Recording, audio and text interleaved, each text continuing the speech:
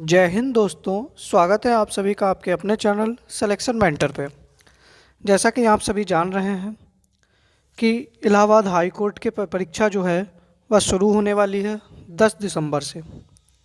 ठीक है, तो आप लोगों से लगभग अक्टूबर माह से नवंबर 10 से 15, ठीक है, लगभग 15 नवंबर तक का आप लोगों का करंट पूछा जा सकता है। तो आप लोगों से मैं आज करंट की क्लास कराने जा रहा हूँ, इससे आप लोगों को प्रश्न जरूर देखने को मिलेंगे। साथ में एसएससी जीडी वाले जो लोग हैं उनकी परीक्षा 10 जनवरी से शुरू है, तो भैया उनके लिए तो 1 जनवरी 2022 से 31 दिसंबर, क्योंकि पेपर ऑनलाइन है तो इसलिए आपको करंट तो पूरा पढ़ना पड़ेगा। 31 दिसंबर 2022 तक का करंट बिल्कुल तैयार करना पड़ेगा। ठीक है, बाकी अगर किसी का परीक्षा फरवरी माह में जाती है तो उसको 15 जनवरी तक का भी करंट पढ़ना पड़ सकता है, तो आप लोग इन चीज़ों को ध्यान दीजिएगा। बाकी मैंने कल आप लोगों के लिए एक स्ट्रेटजी बताई थी, अगर आप लोग उस पर फॉलो करते हैं तो आप लोगों के निश्चित ही आप लोगों का सिलेक्शन जो है वो हो जाएगा। तो देखिएगा, जिनका भी इलाहाबाद हाई कोर्ट या एसएससी जीडी की परीक्षा है वह लोग इस क्लास को ज़रूर देखें। और देखिए, आप सभी से निवेदन है कि क्लास को आप लोग शेयर कर दीजिएगा और वीडियो को लाइक कर दीजिएगा। चलिए हम लोग शुरू करते हैं फिर आज की अपनी क्लास। पहला प्रश्न है कि नवंबर माह में नई दिल्ली में इंडिया केम, प्रश्न पढ़िएगा, इंडिया केम 2022 का आयोजन किया गया, इसका उद्घाटन किसने किया? अमित शाह ने, अनुराग ठाकुर ने, मनसुख मंडाविया ने, राजनाथ सिंह ने। तो बताइएगा, देखिएगा इसका उद्घाटन जो है वो किसने किया? मनसुख मंडाविया ने किया। सही आंसर क्या हो जाएगा आपका? सी ऑप्शन हो जाएगा। जो केंद्रीय मंत्री मनसुख मंडाविया हैं उन्होंने इंडिया केम 2022 का उद्घाटन किया। अगर आपसे पूछ लिया जाए कि इंडिया गेम का आयोजन कहाँ पर हुआ था, तो नई दिल्ली में हुआ था। ठीक है, कहाँ पर? नई दिल्ली में। और देखिएगा, यह रसायन एवं उर्वरक मंत्रालय तथा फिक्की, ठीक है, फिक्की ने संयुक्त रूप से इसका आयोजन कराया था। ठीक है, ये दोनों लोग मिलकर, रसायन एवं उर्वरक मंत्रालय तथा फिक्की ने संयुक्त रूप से इसका आयोजन किया था। ठीक है, और इसका उद्देश्य क्या था? पेट्रोकेमिकल एवं रसायन के क्षेत्र में निवेश को आकर्षित करना। क्या था? पेट्रोकेमिकल एवं रसायन के क्षेत्र में निवेश को आकर्षित करना, और इसका उद्घाटन मनसुख मंडाविया जी ने किया था। पहले प्रश्न का सी आंसर सही हो जाएगा। आगे बढ़ते हैं अगले प्रश्न के ऊपर। अगला प्रश्न है कि जल संसाधन एवं नदी विकास मंत्रालय ने भारत जल सप्ताह का आयोजन किया, जिसका उद्घाटन द्रौपदी मुर्मू जी ने किया।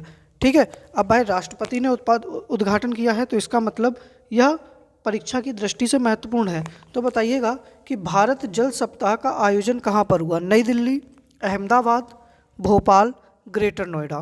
तो बताइएगा। और अगर आपसे इसमें ये भी पूछ सकता है कि इसमें भागीदार देश कौन रहे, ये भी इम्पोर्टेंट प्रश्न है। भागीदार देश किसमें? भारत जल सप्ताह में कौन कौन से देश जो थे वो भागीदार रहे थे? तो एक रहा था डेनमार्क। कौन रहा है? डेनमार्क, फिनलैंड, डेनमार्क, फिनलैंड और सिंगापुर। ये 3 देशों ने इसमें भागीदारी की थी। और इसका आयोजन जो है वो ग्रेटर नोएडा में हुआ। कहाँ पर हुआ?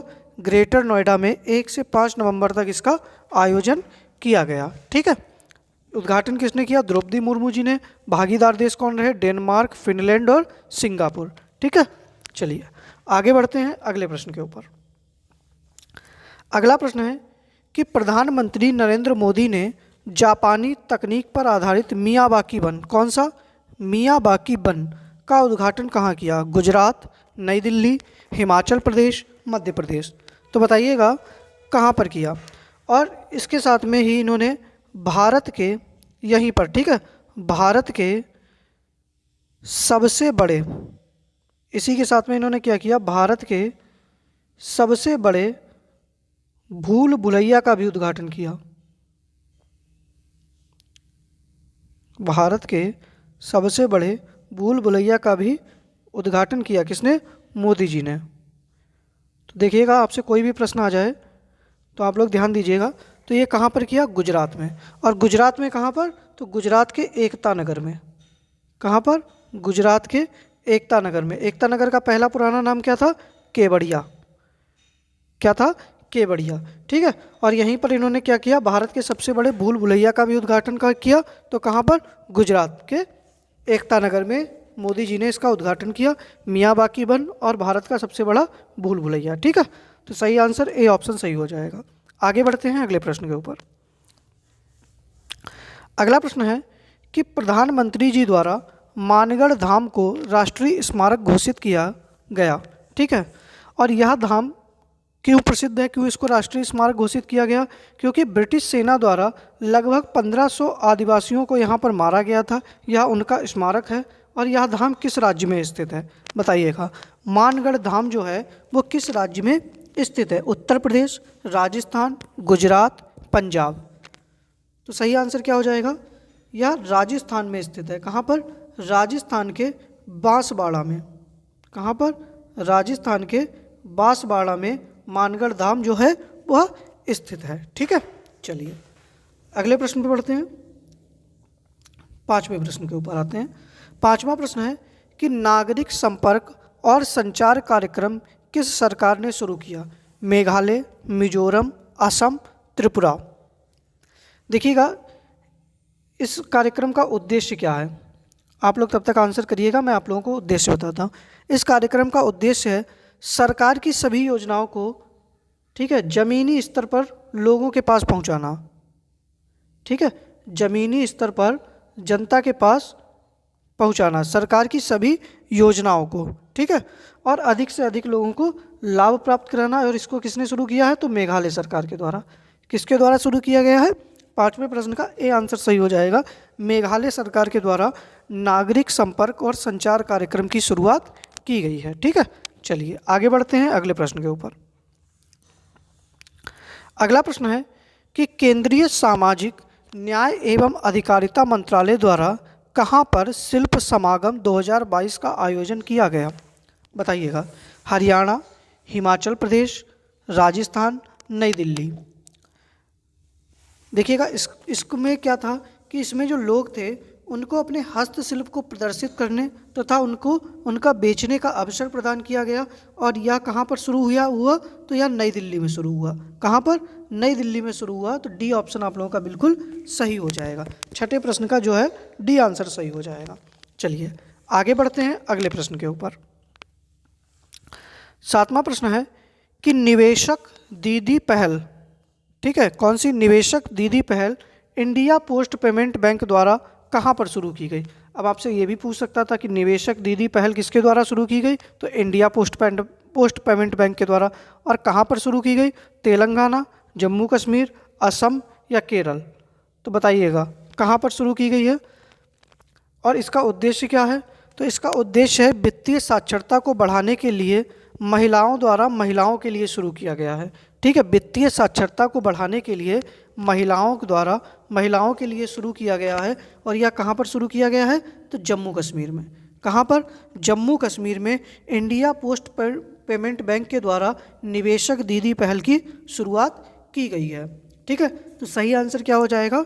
बी ऑप्शन आप लोगों का बिल्कुल सही हो जाएगा। आगे बढ़ते हैं अगले प्रश्न के ऊपर। देखिएगा, अगर आप लोगों को वीडियो वगैरह पसंद आ रही है तो आप लोग वीडियो को लाइक कर दीजिएगा। और एक बार आप सभी से निवेदन है कि वीडियो को शेयर जरूर कर दीजिएगा। अगला प्रश्न है कि यूनेस्को की international union of geological sciences ने मोमलूह गुफा, कौन सी गुफा? मोमलूह गुफा को पहले भारतीय भूवैज्ञानिक विरासत स्थल के रूप में मान्यता दी। यह गुफा किस राज्य में स्थित है?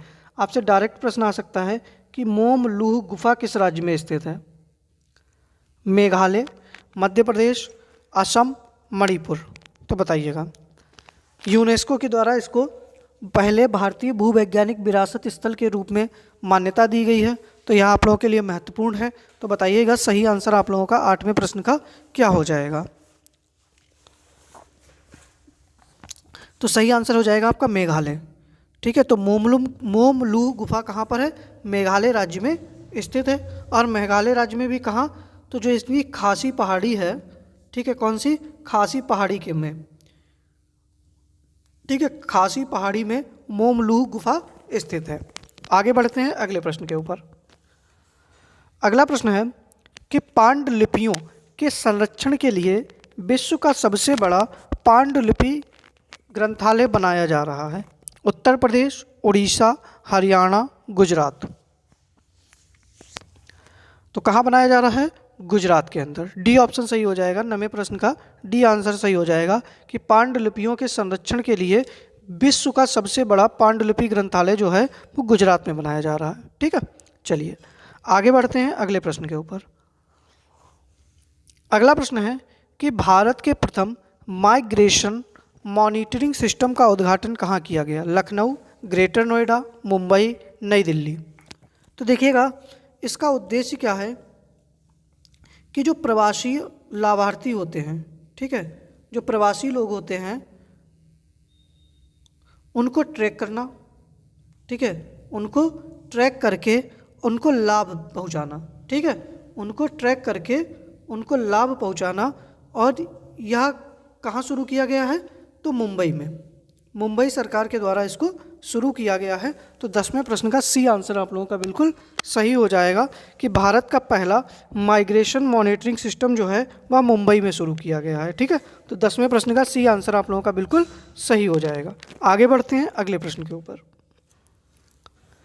11वां प्रश्न है कि जल जीवन मिशन के तहत 100% घरों में नल से जल की आपूर्ति करने वाला भारत का पहला राज्य बन गया है। गुजरात, महाराष्ट्र, उड़ीसा, छत्तीसगढ़। तो बताइएगा सही आंसर क्या हो जाएगा।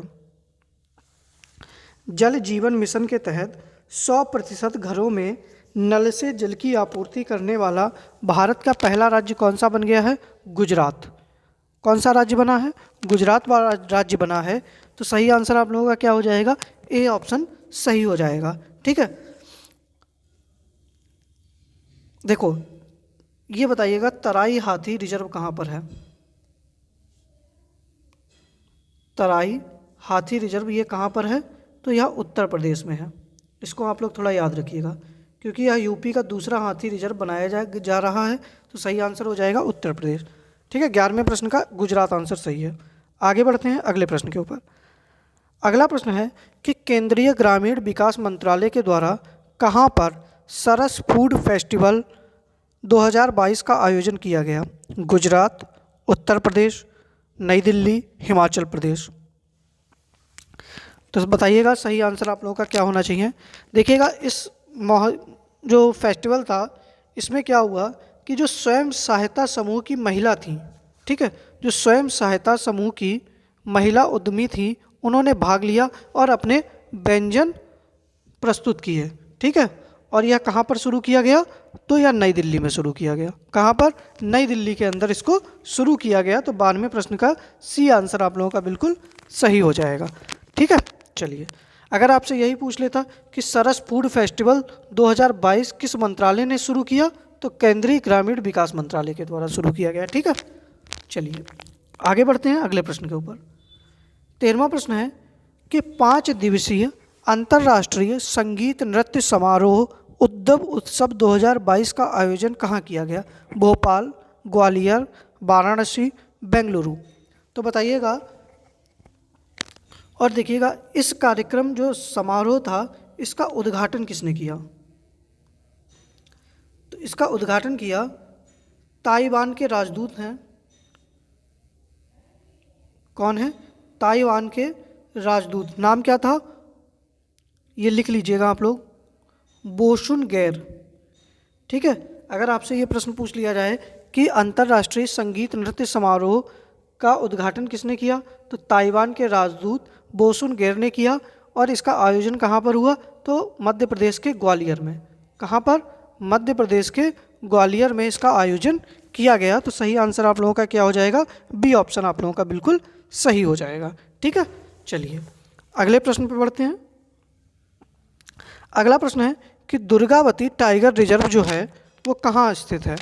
उड़ीसा, महाराष्ट्र, केरल, मध्य प्रदेश। तो बताइएगा कि दुर्गावती टाइगर रिजर्व जो है वह किस राज्य में स्थित है? तो सही आंसर क्या हो जाएगा? मध्य प्रदेश। कहाँ? मध्य प्रदेश में। सर्वाधिक बाघ कहाँ है? बताइएगा। सर्वाधिक बाघ किस राज्य में है? तो मध्य प्रदेश में।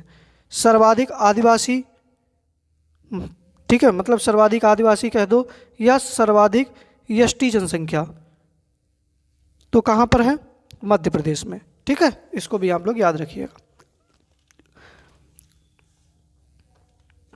अगला प्रश्न है कि हाल ही में केंद्र सरकार ने पूर्वोत्तर भारत का पहला मछली म्यूजियम बनाने का निर्णय किस राज्य में लिया है?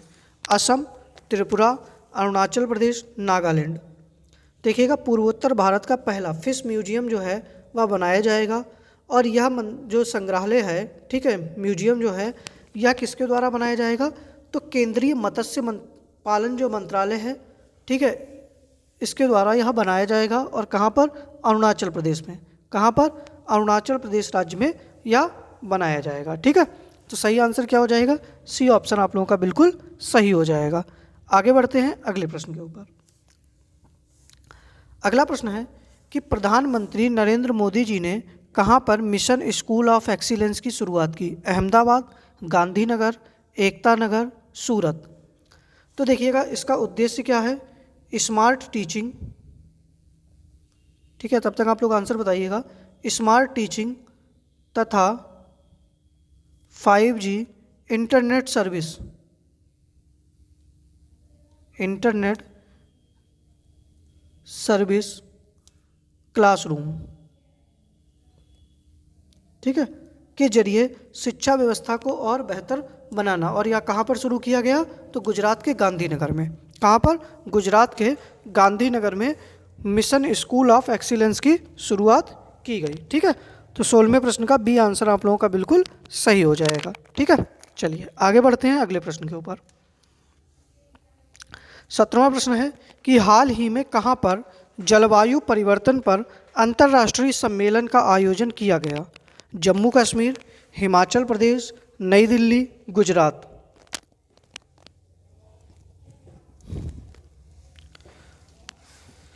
तो सही आंसर हो जाएगा आपका जम्मू कश्मीर। किसके द्वारा? जम्मू कश्मीर राज्य में यहाँ जलवायु परिवर्तन अंतर्राष्ट्रीय सम्मेलन का आयोजन किया गया।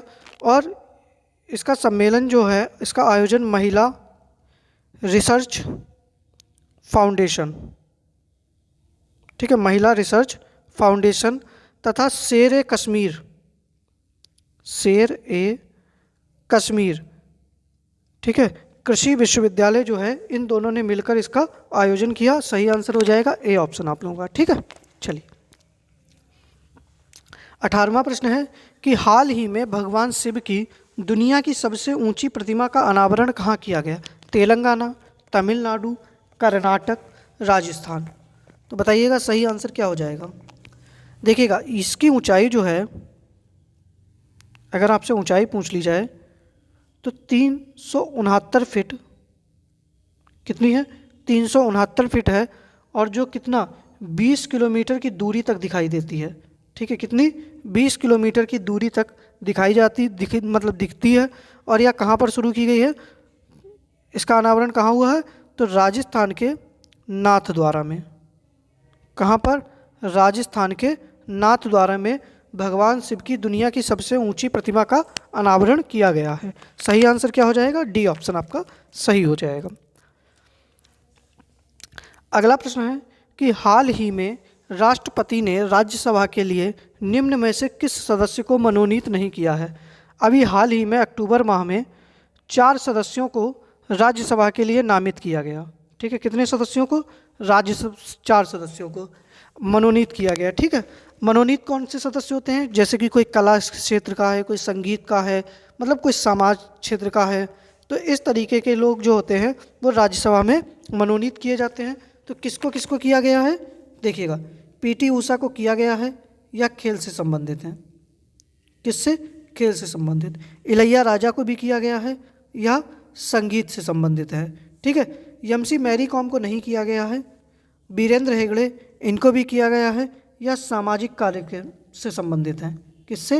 सामाजिक कार्य से संबंधित हैं। अब अच्छा 3 लोग तो आपको मिल गए, पीटी ऊषा, इलैया राजा, वीरेंद्र हेगड़े। चौथे कोई व्यक्ति बचे हैं ना, क्योंकि 4 सदस्यों को नामित किया गया।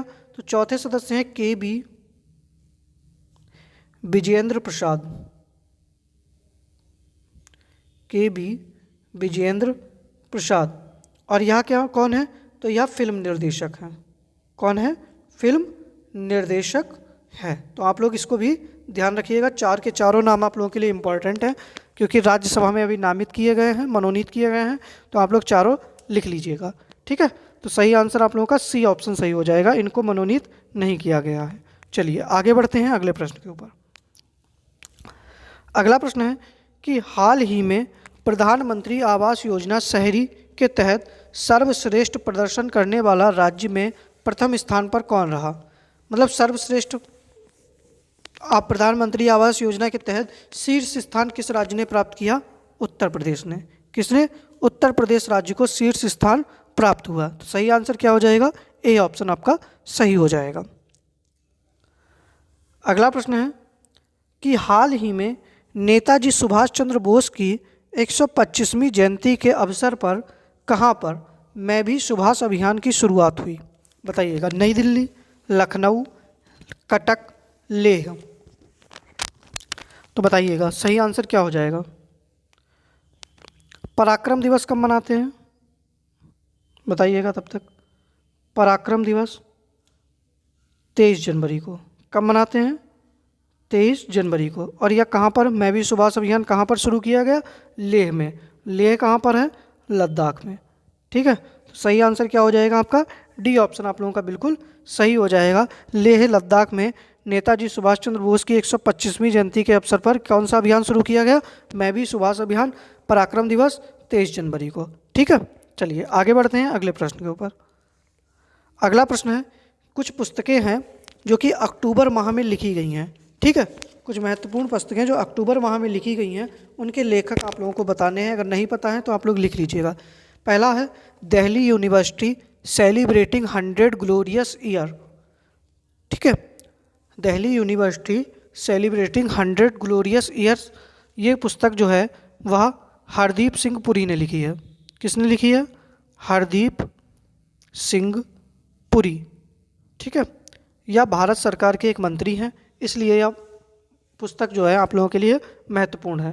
तो Delhi university celebrating 100 glorious years, या पुस्तक के लेखक कौन है, तो हरदीप सिंह पुरी जी हैं, ठीक है। चलिए अगली पुस्तक है from dependence to self reliance, ठीक है। यह पुस्तक के लेखक कौन है, बताइएगा। फ्रॉम डिपेंडेंस टू सेल्फ,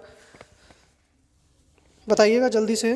दूसरी पुस्तक जो है इसके लेखक कौन है, तो इसके लेखक है बिमल जालान। कौन है, बिमल जालान, ठीक है। कौन है, बिमल जालान ने यह पुस्तक लिखी है। तो आप लोग थोड़ा याद रखिएगा कि बिमल जालान के द्वारा कौन सी पुस्तक लिखी गई है। चलिए आगे बढ़ते हैं।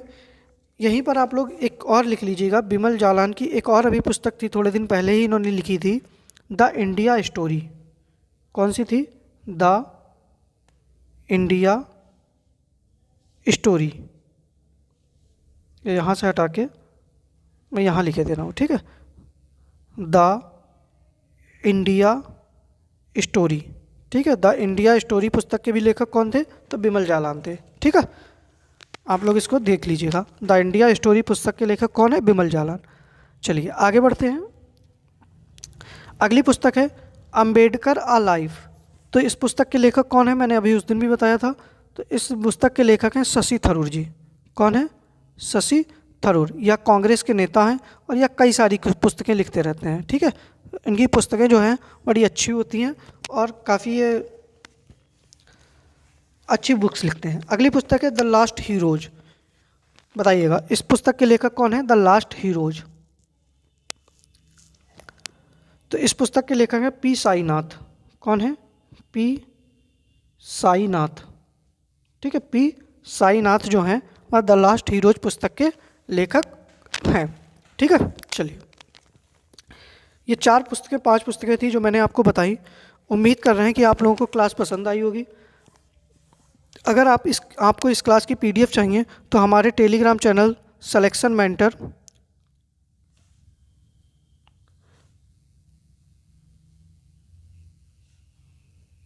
सिलेक्शन मेंटर को आप लोग सर्च करके इससे जुड़ सकते हैं और इसकी PDF जो है वो आप लोग विद आंसर प्राप्त कर सकते हैं। बाकी आप सभी से निवेदन है, एक बार आप लोग वीडियो वगैरह को शेयर कर दीजिएगा और चैनल को सब्सक्राइब कर लीजिएगा। भाई अब आप लोग भी देख रहे हो हम लोग 1000 के करीब हैं, तो एक बार अगर आप लोग पूरी सहायता पूरी अगर आप मेहनत कर लेंगे तो हम लोग कल वाली क्लास में यहाँ तक बहुत आराम से पहुँच जाएंगे। और मुझे पूरा भरोसा है कि कल आप लोग जो है वो 1000 सब्सक्राइबर जो हैं वो आप लोग पूरे कराएंगे। बाकी हम लोग मिलते हैं कल शाम को 6 बजे वाली क्लास में, ठीक है। कल शाम को 6 बजे आप लोग तैयार रहिएगा। GS की प्रैक्टिस कराई जाएगी आप लोगों को, और करंट जो है आप लोगों को पूरा विधिवत प्लेलिस्ट पड़ी हुई है, आप लोग वहाँ से जुड़कर करंट पढ़ सकते हैं। हिंदी की भी प्लेलिस्ट है, तो आप लोग हिंदी की भी प्लेलिस्ट से आप लोग वहाँ से क्वेश्चन कर सकते हैं, ठीक है। बाकी आप सभी का धन्यवाद जो आप लोग इतने लंबे समय से साथ दे रहे हैं। बाकी मिलते हैं कल शाम को 6 बजे वाली क्लास में। जय हिंद।